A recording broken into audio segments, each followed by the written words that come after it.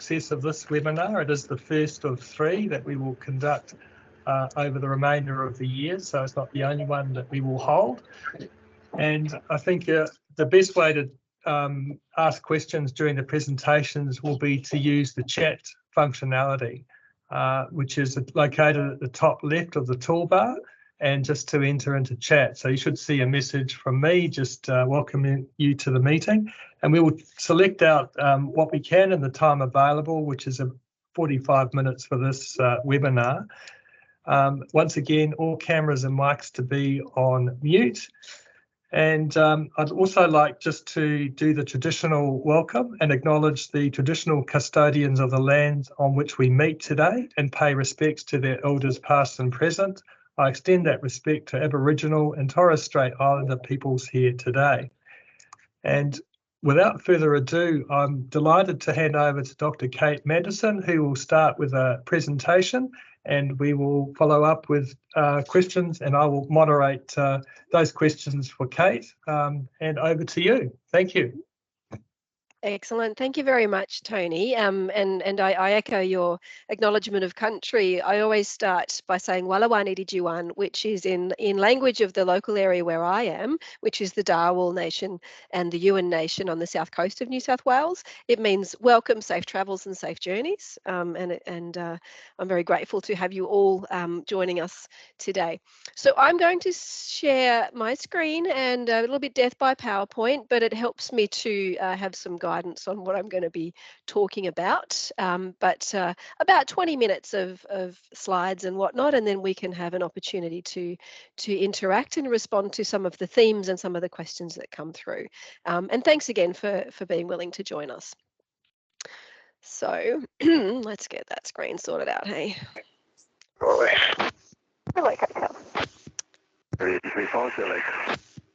All right, so I very much hope that you'll be able to see my my title screen there. I'm sure people will wave at me and shout at me if you can't.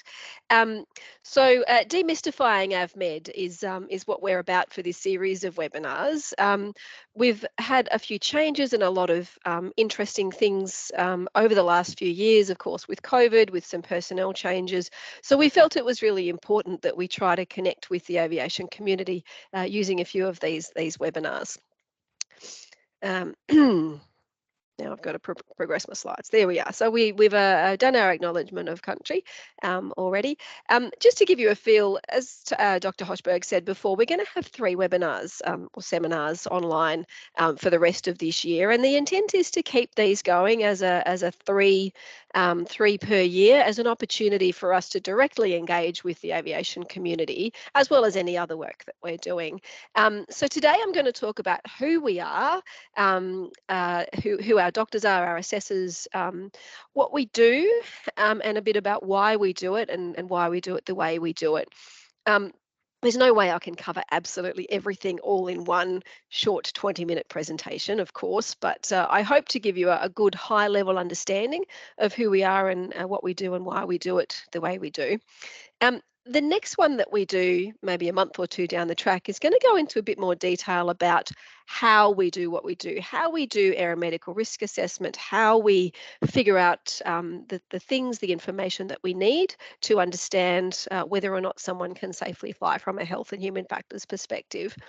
And then the third one that we're going to be sharing with you towards the end of this year is to give you a feel for some of the really exciting and cool things that are coming up in future for aviation medicine in Australia, a little bit of a global feel as well, particularly with the review of Part 67 that's coming up, and some of the things that we're doing in the meantime, because legislation takes a long time to work through. So today, who's who in the zoo? Who are we? Who are these people at AvMed? We are sometimes disparagingly referred to as those hopeless, faceless bureaucrats. I'd like to help you understand. That we are not faceless and not useless, I hope. Then we'll have a look at what do we do at AvMed, not just deny everything that comes in. A little bit about why we do what we do and what we ask for and so on. And then we'll go into answering responding to some of the themes of the questions. And as Tony said before, we can't answer your question about why we requested a specific test or did a certain thing with a medical or a disease. There's other pathways for that, and we've got just a piece about pathways.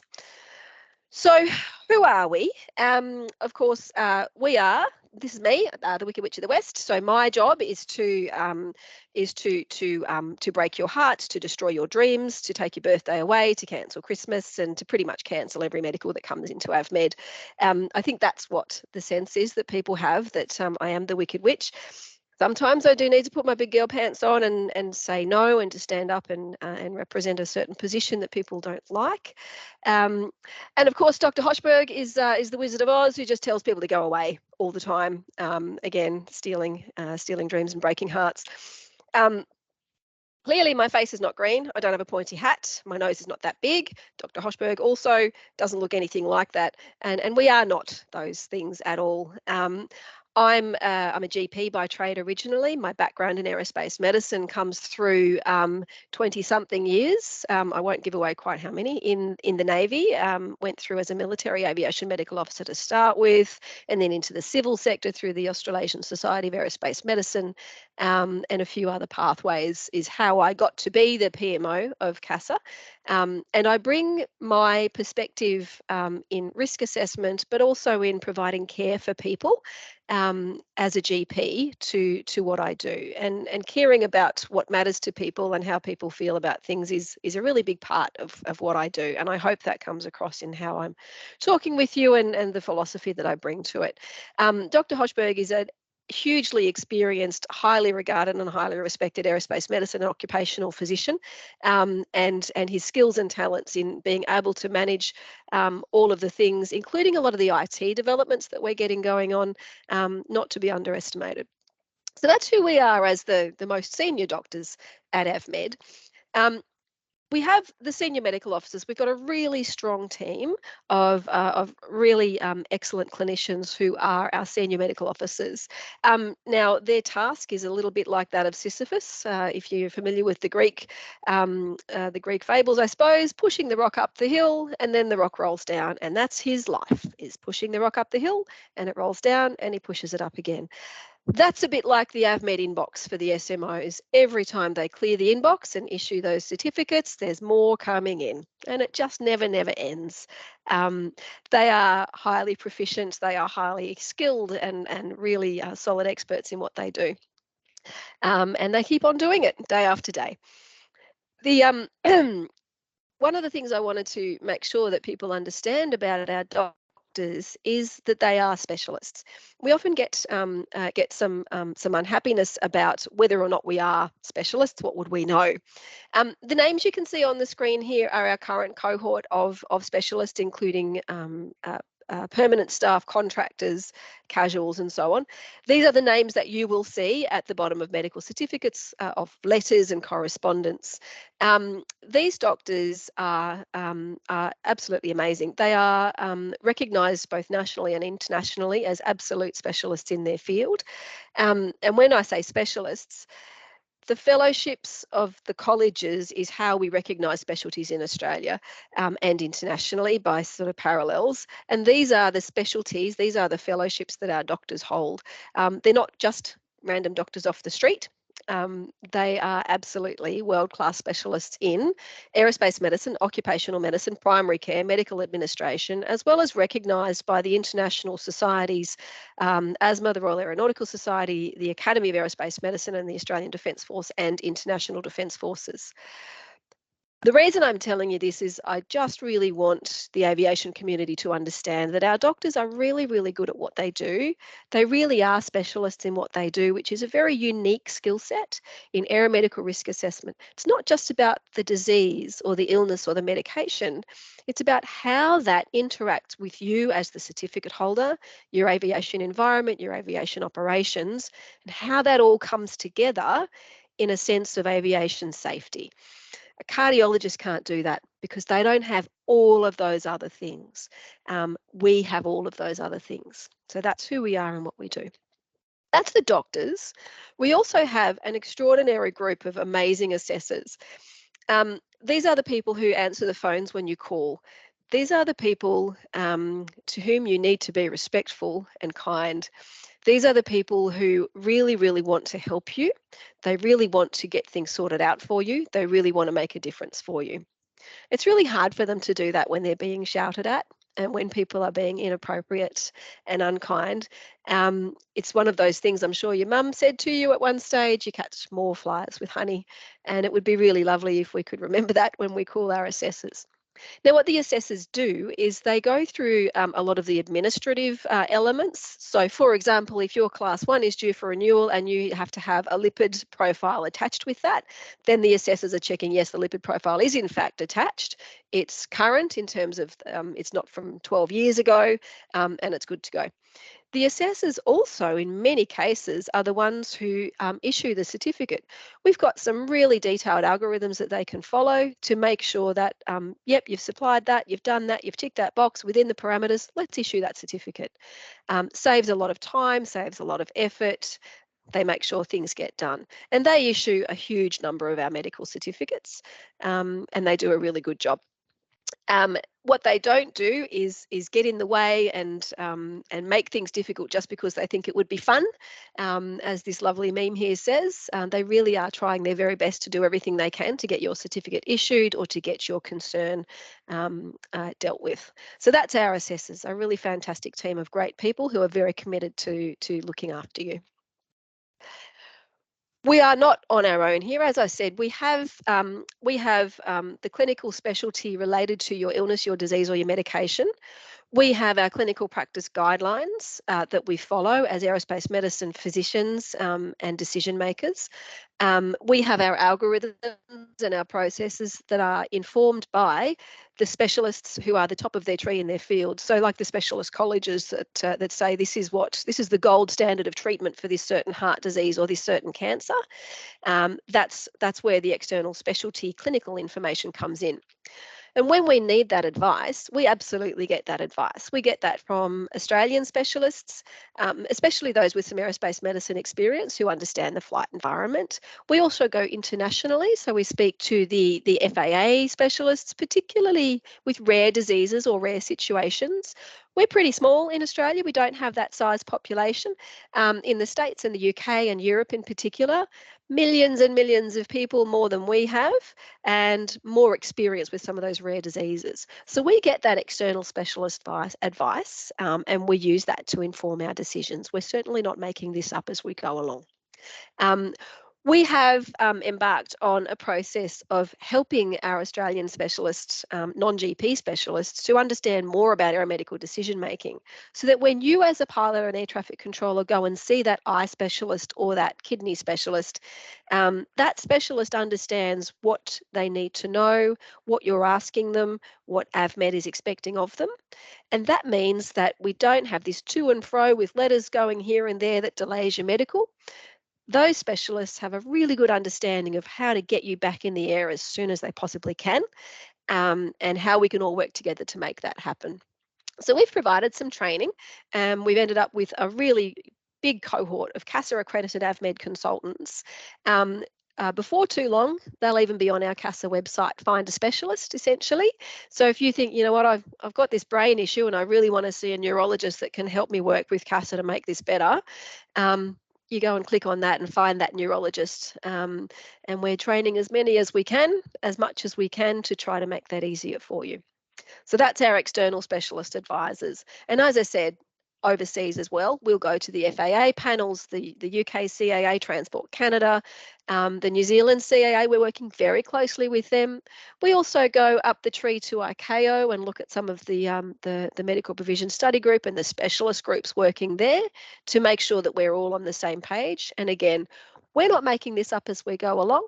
We're not just having on a whim deciding this or that. We're doing what everyone else in the world would do.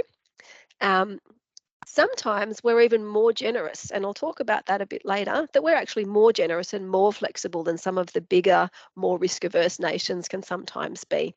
And as I said, we also confer with the college guideline groups. So you might see an individual clinician who has their own opinion on something, But the way we practice medicine is based on evidence and consistency and consensus groups and collaborative statements that are based on the most current and the most up-to-date scientific literature that's available.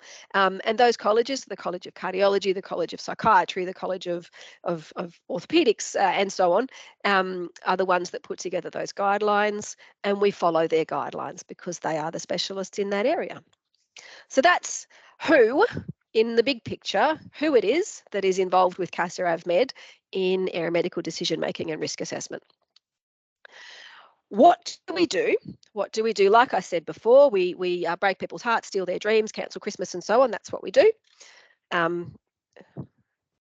Everything's grounded. I've got a head cold, so excuse me. I've just got a sip at this. I promise it's not gin. That's for later. Just so I can keep going. All right, what do we do? We ground people. No, we don't. Our job is actually to find a way to get people flying in a way that matches our obligations as officers of the Australian government. We're public servants and we're absolutely obliged to be consistent and fair and transparent in our decision making. It's not an individual, I think this guy's okay, I don't like him. We are consistent and fair in the way we apply our standards.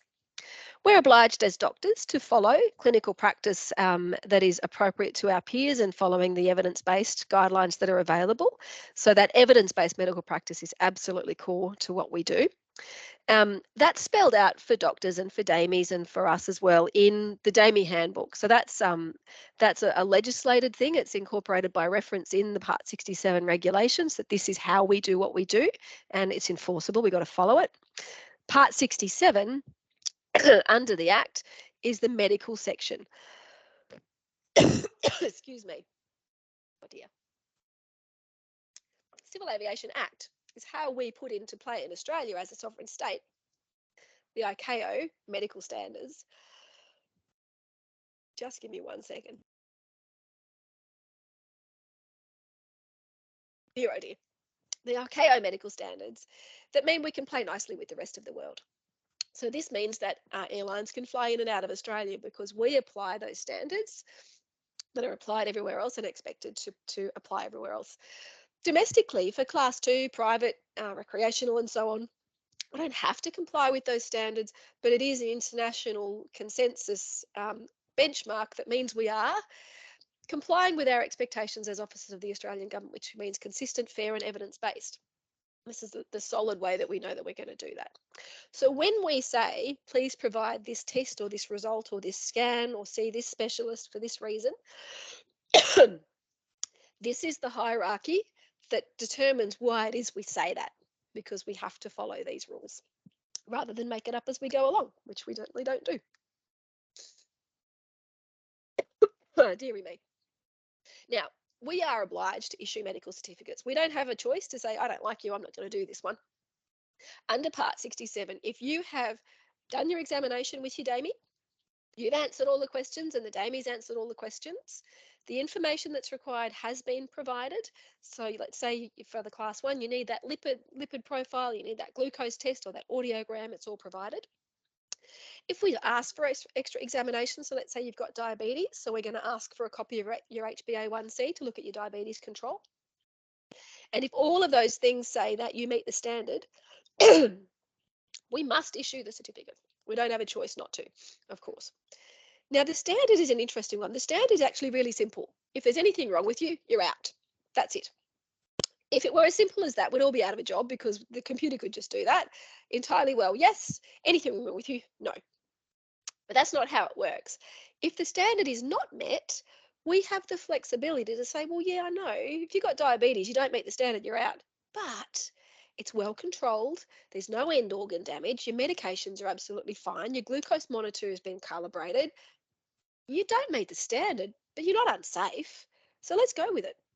So we have that flexibility to do that as well. So that's what we do when we issue certificates. We look at the standards, the information that you've provided. Now on that, if you don't provide the information, we can't make a decision. So if we see that you don't meet the standard, you've got this diagnosis, you don't meet the standard, we say, well, can you give us, we send what's called an RFI, request for information. can you give us this information? And you don't give us that information, we've got nothing to go with. We've got nothing to work on. So if you don't give us that information, we have no choice to say that we can't see if you're safe or not, so we can't issue you a certificate. So if we ask for the information, please send it. Where the standard is not met. So this is the ICAO text from Annex 1, which is the flight crew licensing, which is replicated essentially in parts the Civil Aviation Act and Part 67 as well.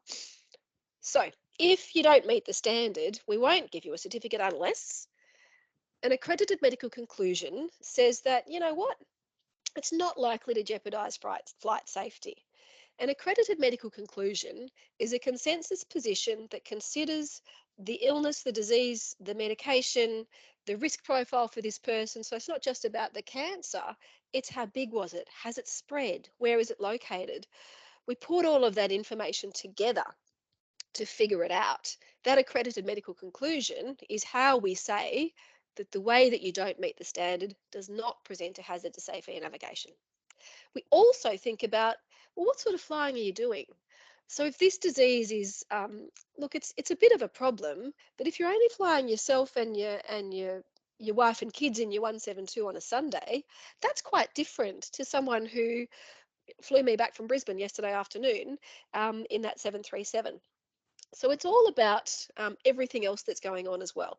Is there a safety pilot? If you do have trouble and you're getting confused because of whatever's going on, your oxygen levels are dropping off because your lungs aren't working because of your heart failure, somebody else is in the aircraft to say, are you okay? I think you just missed that radio. I might just take over. Let's land and let's just see how you're going. That safety pilot is another thing that we can take into account. So there's that. So where the standard is not met, we can think about all of these things. And that's why when you get your certificate, sometimes it says, yes, but you got to wear your glasses. Yes, but you've got to have a safety pilot because something might go wrong that you're a bit impaired and we got to make sure that's going to be okay. Yes, but day only. And so on. Yes, but no aerobatics because your blood pressure tablet means that your G tolerance is not good. So your certificate's got to be endorsed. So that's how we do that. How we make sure that we can issue that you don't present a hazard to safe air navigation is the risk assessment. How likely it is that this bad thing will happen. And if that bad thing happens, what is the subsequent bad thing that will happen? So if you have a heart attack in the air, how many people will you kill? If you can't think clearly and respond to that in-flight emergency, how bad will it be for you and the people in your aeroplane and the people on the ground? And we do have a responsibility for the people on the ground as well. That's the risk assessment. The likelihood side of things, we do go back for guidance to a numerical value for that. Now, for class 1, which is your commercial pilot and your air transport pilot's license, generally it's a 1% per year likelihood of that thing happening. We say per year because it's over the duration of the medical certificate. Sometime in that duration of certificate is when this thing is going to happen. Now, we can't say per flight because I don't know when you're going to fly. I don't know which minute of which day or which day of which week you're going to fly. All I know is that your certificate goes for this year, and I need to think about the things that can happen in that year because you can fly at any stage within that year. Class 2 and Class 3 are more flexible. Class 2 is a lower consequence. You're not flying that 737. Class 3, you're not at altitude. You don't have the stresses of the aviation, of the altitude environment. So we can be more permissive and we allow a 2% per annum risk of bad things happening, likelihood of bad things happening for certification. Now in brackets, if there is a multi-crew or safety pilot or proximity, if somebody else is there to say, wow, are you okay? I'm taking over. Somebody else is there to make it better, to deal with that likelihood and to make the consequence not going to happen. And that's why we have that discretion to say, you know what, you don't meet the 1%, but you're at 1.8, you're at something a bit more than that. You know what, we can actually do this. You've got double the likelihood because we've got that extra there. And it's the annual, usually annual certification that we go with when these things are there. So it's an annualized risk. Some of you will have seen that in the letters that go to your treating doctors. Please quantify the annual likelihood of having another heart attack, of having another stroke, of something like that happening. So this is the part 67 words, 67195, that says that we can put a condition on the certificate. So that's the regs that say, I can say, yes, you can fly, but only if you have glasses, safety pilot, haven't taken a certain medication within a certain amount of time, no aerobatics, that kind of thing, to make sure that the likelihood is lower, because we're not going to make you more likely to crash because of the flight profile, for example. The likelihood of a bad thing happening is lower because there's a safety pilot to take over. But also about consequence. We might minimize the number of passengers that you can take or the kind of flying you can do, so that if a bad thing happens to you medically, you're not going to impact other people. So ultimately, our job is to find a way, rather than just say you don't meet the standard. Is there a way we can get this person back in the air even though they don't meet the standard? What is the evidence-based calculation for this person of their kidney stone causing a problem in flight? We look at what's the size of the kidney stone, the location of the kidney stone, have you had them before? All of that medicine comes together. And then the consequence, the operational conditions, the passengers, the aircraft type. Find a way is what we do. How can we find a way? So here's a bit of an example, a worked example of this. So someone who has cancer does not meet the standard. And in this case, this person, hypothetical 66-year-old male, if we look at the Australian cancer literature and the data, the survivability data of cancers in Australia, a stage 3 cancer, which is big enough that it's starting to spread, but it hasn't spread through the body yet. The 12-month survival for a stage 3 colorectal carcinoma for a 66-year-old male in Australia is 94.5%. So after a year, 94.5% of people with that diagnosis are still alive. And that's fantastic. That's a great number. That's a lot of people who haven't died. But that means there's a 5.5% chance that this person will die in the next 12 months. That's big picture, broad stuff. Now, we're a class 2 pilot. We're saying 2% per annum is what we're okay with. There's a 5.5% chance this person is not just going to be impaired, but actually dead. They don't meet the standard. All right, so that's a really broad population, but can we find a way here? But maybe it actually didn't spread, or if it did, it was just in one place. The surgeon removed that. We've had our chemo. We're all better. They feel well at the moment. So is this person one of the 94.5 or one of the 5.5? How can we figure that out? We can't really figure it out much better. We still know they're one of the 5.5 who could be dead and become impaired over that year. But what if we say they can't take many people in the aircraft with them? So if they do get sick and they can't respond to that in-flight emergency or think clearly about what's going on because of what the cancer's done to their system, they're only in a small aeroplane, not a 737. They're not taking paying customers with them. There's a safety pilot that can take over. They don't meet the standard, but in this case, we're going to issue them with a certificate. Now, chances are the 5-year survival in this case is down at 30 or 40%. So it's not a great prognosis. And we will get to the point where we can't find a way for this person. But if we can, we will. That's what we do. And that's what we do. And I'll talk about the process of how we go through this at our next webinar, our next seminar. If you need help to understand what did we do, why did we do it, what are the pathways to understand that decision process, what's the statistics, the data, the stuff that we've thought about, there's a lot of things you can do. Your DAME is an absolute wealth of information. Your DAME has done training, currency, they understand the processes in the system, and your DAME is a really great first port of call. And often we'll get complaints or issues that come to us, why did you do this? This is no good. And I'll email back to that DAME and say, look, we've had this applicant who's come in and they've said that this is a problem. I'll write back to the applicant and say, look, this is why we did what we did. You could actually talk to your DAME about this. And the DAME comes back to me and says, oh gosh, I wish they'd come to me. I wish they'd said to me, I don't understand or whatever, because the DAMEs would love to work with you on that and help you with that. Of course you can come to AvMed, and that's what usually happens. People come straight to AvMed and put a rocket up us for something they didn't like. Please don't be unkind to the assessors on the phone. But your DAME, really first port of call. We have another pathway that we've brought in with Dr. Hochberg and I in the last couple of years called a clinical case conference. And this is where yourself, your DAME, maybe your treating doctor, maybe your oncologist or something like that, your cardiologist, can sit down with one of the CASA doctors. It can be in person in Canberra in our meeting room. It can be virtual on Zoom. We've all done that now a lot. And talk it through together to understand what's going on, why it's going on, why do we want that test, why did we ground you this year, and when can we go back to flying later, and so on. Just work it through. It's not an appeal. You don't bring your lawyers. It's not one of those chest poking things. That's the tribunal. That's where it is. But that opportunity to talk it through is something that's really important. And we've had a lot of people who've taken that up and found it super, super useful.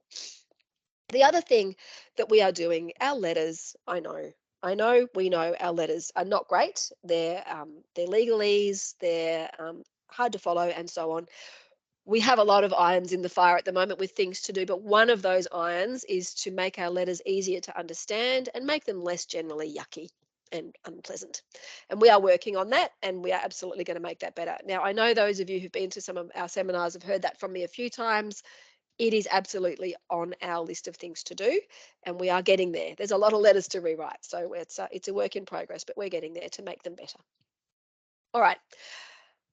I wanted just to finish off by giving you some numbers. So there's this sense, like Oprah said, you're grounded and you're grounded. It's all we do is ground people. I wanted to give you some perspective on how many people actually can't go back to flying. So I pulled the data for the 2021-22 financial year. So we continue to issue certificates and do that even during COVID. We did deferrals, we did extensions, but we punched them out. High 20,000s of medical certificates were processed, and that's people who applied for their first medical or applied for their renewal of their current medical. So what did we end up? If we look at all of the diseases that did not get their medical issued, either an initial application that we said, we really can't give you a certificate. I know you want to be a pilot, but maybe this is not for you. Or they've applied through their DAMI for their renewal, so it's come up for renewal. Or they've got a certificate and then they got sick. So it's a suspension of an active certificate. And these are the diseases and things that we're looking at. So of the 30,000 odds that we got, these are the ones that ended up with a suspension, a cancellation, or a refusal in that 12-month period. And you can see I've broken it down into some of the reasons why. So the coronary disease is where they've had a massive heart attack that has ended up with a major problem with heart failure or with serious complications of that heart attack, or maybe a minor heart attack that we just have to suspend until they get better. So absolutely not shut them down. Some of them, the cerebrovascular, maybe it was a massive stroke and they can't move the left side of their body or see out of that eye anymore. The psychological ones, perhaps they've developed schizophrenia and they've got a psychotic illness. They're on some very high-powered medications that we can't go with anymore. You can see there's a lot of things going on there. So these are the reasons why suspended, cancelled, and refused for that financial year. Oh, the same slide, look at that. There were also in that financial year 57 where we've said, thank you for your application. We're unable to issue you. We send an RFI. Can you give us some more information about, so that if there's a way to find, we'll find that way. And there were 57 who said, you know what, don't worry about it. I'm not going to continue with this. So they've said, I'm not going to continue with my application, or they've said, I'm not going to fly anymore. Thanks for that. I'm just going to focus on getting well. And that's a non-CASA suspension, cancellation, suspension for those ones. So there's those as well. Now, when I went through all of those, okay, so there are some suspensions, but some of those are temporary. So those heart attacks, once you're better from your heart attack, we'll get you back to flying. You don't meet the standard, but you're actually okay. Your ejection fraction's good. You've got your stent in. You're on your antiplatelets. You're all good to go. We've fixed the problem. So of all of those, I went through and said, of the 48 cancellations, 32 of those are probably going to be reinstated, maybe a year or two down the track, but they're probably going to get it back. The refusals were, oh, thanks for your initial application, but we really can't go with that. We need some more information. We need you to get better from that disease, or we need something else to happen before we can issue. There's a lot of those that will be certified later. So when we get down to it, of the 30,000 certificates in that financial year, 3 in every 1,000 are ones that we're saying, look, we really don't have anywhere to go here. Your massive stroke means that you can't operate an aircraft anymore, for example. And I compared that to our friends over in the United States, and they refuse on average depending on the year, between 6 and 8 per 1,000 certificates. They will not issue an airman certificate.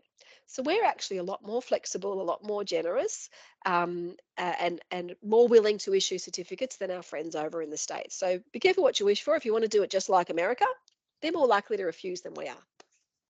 All right. So that's it for me. Thank you for, I've gone probably a little bit longer than I was going to, but there we are.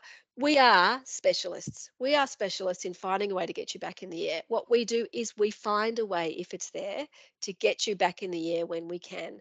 And we do that by applying the evidence, by being consistent and fair, by consulting with the specialists, by collaborating with our international colleagues overseas, with your treating doctors, with your DAME, by being flexible and managing risk rather than just saying no to things all the time. That's what we do and how we do it. I will stop there. And now we'll go to the chat and we'll have a look at the themes and see if we can respond to those. Yeah, Kate, I might sort of jump in there just around extensions to medical certificates. So there was a question around it being 2 months, but it's actually now 4 months. I wondered if you wanted to address that particular change that has just come in. Yeah, most definitely. Let me just stop sharing that screen so that I can just be a normal person on the screen now. Yeah, so extension certificates. So when you go and see your DAME, they revalidate your certificate, which means that if it expires tomorrow, you're doing your medical today, that's not enough time. So your DAME revalidates for a period of time to allow some things to happen so that CASA can find the way or that the certificate can be issued. Historically, that was a 2-month revalidation and gave us 9 weeks roughly to put that together. That's just been pushed through. PIP signed off the instrument that's now a 4-month revalidation. So that's a lot of time for your DAME to upload the reports or for us to say, look, can we just get a copy of something further? Time for us in our internal processes to put it into the doctor's in tray and to go through that. In that 4-month revalidation, your certificate's valid. You're still flying. The only reason that wouldn't be applied is if the DAME says, oh, look, really, I don't think you should be flying. I think this disease that we're working with right now is too much, so I'm not going to revalidate your certificate today. That doesn't, CASA can revalidate, we can give an extension, but that 4-month revalidation takes the pressure off. You don't have to get your skates on to get that report. Part of that as well is because of the fact that, if we say, look, to issue your certificate, we really need a letter from your treating doctor about this disease. And that treating doctor's got no appointments for the next 2 months. Well, what can you do? That's not your fault that's it. You won't get it done in the time. 4 months means that most of those appointments are now going to be things that you can get done in a good amount of time and you can still keep flying. So that's our 4-month revalidation for DAMEs, and that's just been put into action a couple of weeks ago, I think. So you'll see that now that your certificates are going out. I did one just the other day, and his certificate is valid until October. There you go. Great. And I think there was a really helpful question from Drew around Class 5 and what's happening there. There have been some questions also around BC2 and why that needs to be unconditional. So we might want to just talk around what's been happening in our space. Absolutely. Look, I'll start with the BC2, which will move into why we need a Class 5. So the BC2 is an exemption from holding a Class 2 medical certificate if you meet the private driver's license unconditional standard. Commercial. Unconditional standard. If you read the assessing fitness to drive driver's license standard, unconditional basically means there is absolutely nothing wrong with you. And the instrument that was put under by the previous DAS many, many years ago provides no flexibility whatsoever for the doctor to say, yeah, but this person's not that bad. There's no flexibility. So if you don't meet that unconditional driver's license standard, the BC2 is invalid, which is a problem and is not, I don't think it's what they really intended to be. I don't think they really understood the consequences of saying unconditional. So if you've had a heart attack 5 years ago, you don't meet the unconditional driver's license standard. And that means you don't get a BC2. You're fine, you're better. Your cardiologist says don't come back. You're absolutely fit, good to go, no dramas, but you don't meet the unconditional driver's license standard. And that means you can't have a BC2 exemption. And that's a real problem because you're actually fine and you should be able to fly. The instrument doesn't allow it. So that's a glitch inside CASA. That was an error in the way the thing was worded. So that's why we're going for new certificates, a Class 5 and a Class 4. Now the Class 5, we've currently got the technical working group. We're actually meeting this Wednesday afternoon for the 4th time with the TWG. That one is self-assessed. pilot decides for themselves whether or not they're fit to fly. You do that every time you walk out to your aeroplane, and we trust you with that. So we're trusting you with this declaration. So you assess for yourself whether or not you think you are fit to fly that aeroplane. And you declare to CASA, I've assessed myself and I think I'm good to go. Now, in making your self-assessment, you might ask your doctor about, how bad is my diabetes, doc? Or how bad is this arthritis or this medication? How bad is that for whatever? How much does that affect me? And your doctor will say, this is this or this is that, whatever. And you'll take that away. And you might also ask your chiropractor or your physio or your nurse or whatever. And you will decide with all of that in mind for yourself, your own assessment, and you will declare to CASA that you've decided, I'm okay and I'm fit to fly. Now, we've got some guidance material that will help you and your doctor and your physio and chiropractor to give you that advice and you to make that self-assessment. Well, how do I know what sort of heart failure is good or not good? I'm not a doctor. So there's some guidance material to help you with that. Excuse me. But that's a self-assessed, self-declared, no doctor signature, no doctor appointment required. You can choose to see the doctor. You can choose not to. There you go. And that's where we're going with the Class 5.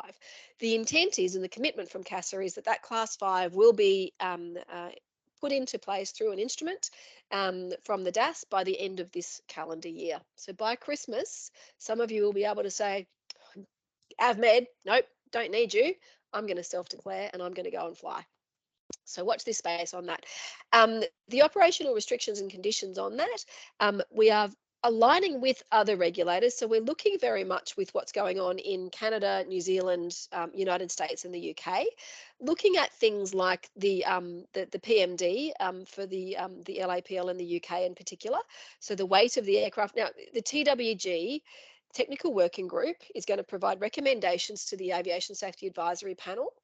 That panel will make a recommendation to the Aviation Safety Committee about what those restrictions should be. So is it a 1750 kilo or a 2000 kilo or a 2500 kilo? Is it 6 passengers or 2 passengers? Is it day VFR, night VFR, IFR, all of that? The TWG will make those recommendations. That will go into the policy proposal. That proposal will go out for public comment and consultation. Everybody gets to have a say. And that is what gets put together into the ultimate policy position. Of course, the DAS is the authority that she signs off on what we do, but it will be consulted widely and advised and informed by the TWG. So I can't tell you what the size of the aircraft or the number of passengers is because I don't know, because it's up to the TWG, the ASC, the ASAP and the public consultation to get there. But the commitment is to get there by the end of this year. And it's looking like it's going to be pretty similar to what other regulators in the world are already doing. Now, if you want to do more than that and get more advice and have more support, or maybe you do have some disease, or maybe we shouldn't be doing that with that aircraft, or maybe no aerobatics or whatever, the next level is going to be called a Class 4 certificate. And this is like the heavier weight for the PMD, LAPL in the UK. This is like the DL9 in New Zealand. This is like the Category 4 in Canada. This is like Basic Med in the States. You have to see a doctor for all of those ones. So we're going to have our version where you have to see a doctor, and that's going to be a bit more permissive. The doctor's got some discretion, can help you understand what to do or what not to do, so that when you're walking out to the airplane, you know you've had that advice. And we've got that assurance, that medical assurance, that a doctor has helped you understand the extent of your heart failure or your respiratory disease and how that influences. That's Class 4. That's next year's problem.